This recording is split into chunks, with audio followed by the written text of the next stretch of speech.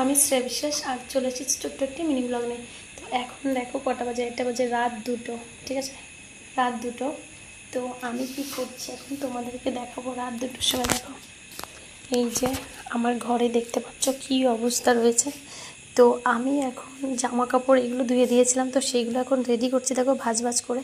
আর এটা আমার বেড, মানে রাত 2টোর সময় কার বিছানা এরকম থাকে। তো দেখো মানে এটা করার একটা কারণ আছে, আমি কিন্তু ঘুমিয়ে পড়তাম, মানে ঘুমিয়েই যেতে চেয়েছি, কিন্তু মনটা একটু খারাপ হয়ে গেছে একটা কারণে, যে কারণটা আমি তোমাদের শেয়ার করতে পারছি না।